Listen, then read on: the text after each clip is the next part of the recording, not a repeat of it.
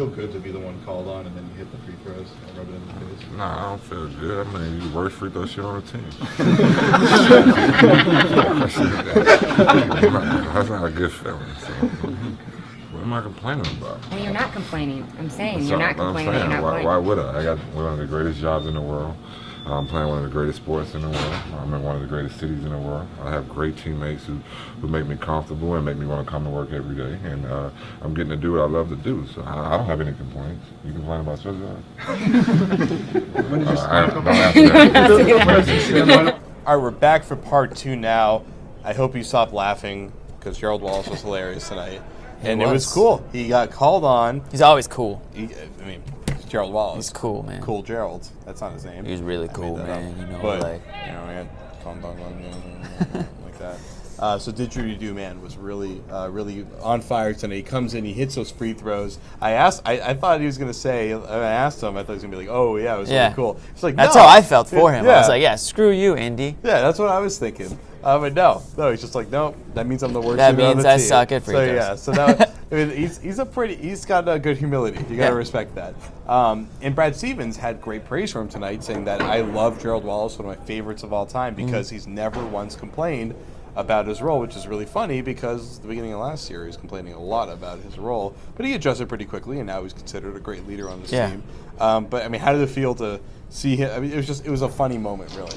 Oh yeah, absolutely. It was funny. I was like, what's Joe gonna do here? Like, you know, and then I was kind of surprised that they kept him in the game.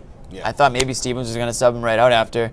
You know, get out of there. You're cold. You know, we want to get somebody out there who's been in the game. But no, they kept him out Young, there. For instance. Yeah, right. Actually, as a feature here. Well, he was just as cold as Gerald was, so I didn't think that he would go in. But he kept in and he played well, and he was a huge reason. He was the main player defensively on the last shot of the game for Indy, right? Yeah. Yeah. So I mean, it really does just go to say that you always do have to be ready no matter what situation is. I'm sure the last thing he was thinking was that if I do win this game, I'm going to have to hit free throws like right away before I even like dribble the basketball. But he was ready for it. He hit both and he knocked it down.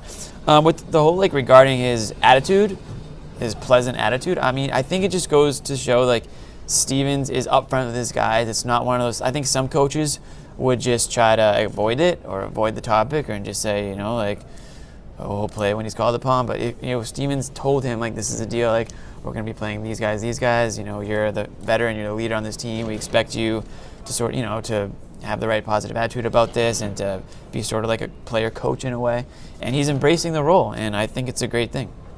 Well, you know, the thing is that he's a guy that he gets out there. I mean, that's why he got the crash nickname. He's a guy that it's all effort for him. Yeah. And he really shows that. And although the skill and the physicality isn't nearly what it used to be, I mean, at least he got out there and he showed why he's still a valuable player, even if he's making way more money than he should be considering his output. Right. And the other thing I like about him is like he's like Steven says, he's one of his favorite guys. Wallace isn't the guy that's really going to call out his coaching. He's going to call out his teammates though. Like like the younger guys, the guys that maybe aren't doing everything that they could be doing or should be doing, whether it's in practice or off the court. Or he's kind of like he was kind of like Brad Stevens' voice last year. Yeah. If Brad Stevens didn't want to ruffle any fetters as a first-year coach. It's a muscle for yeah, the coach, exactly. He's like the yeah. bouncer on the team. You know what I mean? So I think that he kind of relishes that, being able to do that. Okay, well, he may not be the physical bouncer because that title is definitely for Jared Sullinger. He's the guy doing a lot of wrestling and a lot of shoving around. And him and Hibbert were doing a lot of grappling tonight. And it was really fun to watch. And it was one of my 2 matchups I was really excited to see in this game. What was the other one? Oh, it was Chris Copeland and Rajon Rondo. It was a fascinating one. We won't even get into that one. I'll get into it a little bit before we finish the show up. But, of course. I mean, just you got to see Sullinger go against Hibbert. I remember last year he had this little streak where he went up against a bunch of big guys to really test himself out. We talked about it on the show. Hibbert he got killed by Howard and Duncan, I believe, in those games. But Hibbert, he really shut down. Now, of course, that was kind of a downward slope that Hibbert was kind of at the top of at that point. But I mean, tonight he was the go-to guy for his team, and he had good numbers. He was pretty efficient, but I thought Sullinger really gave him as good a fight as you could want out of a guy that has about a 6-inch differential there. Yeah, that's the biggest difference is the height. I mean, and people say like if Sullinger was a little bit taller, he'd be one of the greatest centers. Well, yeah, freaking game. Allen Iverson was a little bit taller. He would have been the best center ever. Sure. Right. Well, come on. But The thing that stands out, I thought they both did what they do well. I thought Hibbert still did his thing. He ended up with 11 boards, 22 points. Sullinger was a little limited on the rebounds, which is a stark comparison to against the Raptors when there really wasn't a legit center on that team. For Valanciunas was out, and then you go from really nobody to Hibbert. That's a big difference. I thought he was a little limited on the glass, but other than that, it was a good matchup. I think the other thing about Hibbert is people think he's kind of soft at times, and you'll never hear that really out of Sullinger. It was kind of like Sullinger's like in your face, kind of going nonstop, whereas Hibbert, some people say he can be a little timid, and we definitely saw that at points last season, what you were just talking about when he went through that terrible stretch.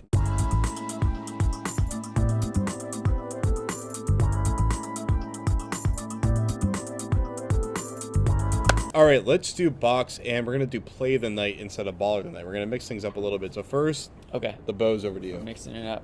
Over to me. Over to you. My stat of the night, my boxing out, is 7.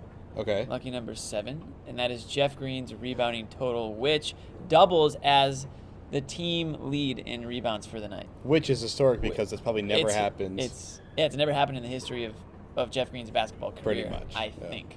I would go out on a limb and say that. It's probably like 6'2" when he was like 12 years old. Still couldn't lead the team in rebounding because he just wasn't aggressive enough that night. He needs to get more aggressive that night. Needed to be. Danny Ainge needed to put it in his contract. That's true. So incentives hit. For me, unless I guess the team must have had a low turnover incentive in their contracts tonight because they had 28 total team turnovers the game before. Yeesh. They had 12 in this game. So well done, guys. Quick, how many less is that? That is 16 less. That's how you're thinking about it. Subtraction, guys. Always doing math on the show. Always trying to keep yourself sharp at midnight. So yeah, that was great. Mostly because Evan turnover, and I said Evan, not Eric. I messed up in the last show, but Evan turnover didn't turn it over too much tonight. So that was good. And Phil Pressey had a really nice outing there. He didn't even turn the ball over. No, he turned it over once, but he had 4 assists. That was good. So play of the game.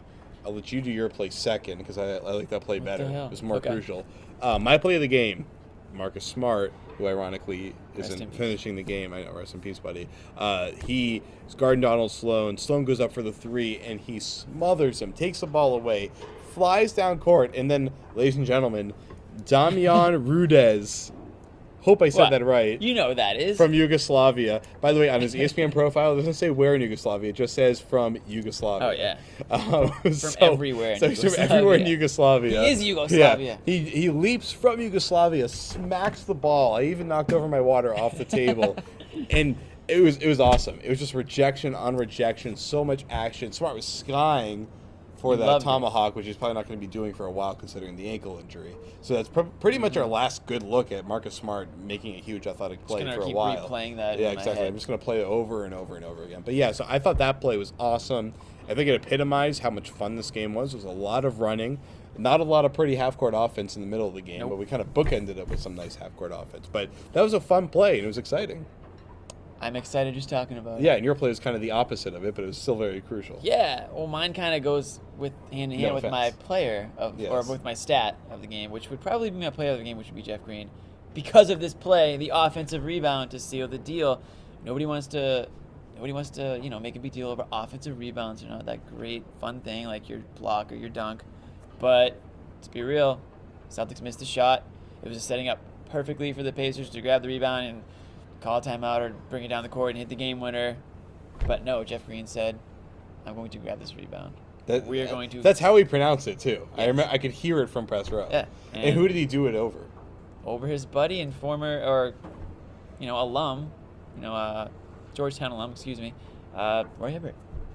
Who he also beat in a jump ball just before that play, a few plays before that. So, basically what we're trying to say, Jeff Green is a better center. It's Jeff Green's night. Yeah.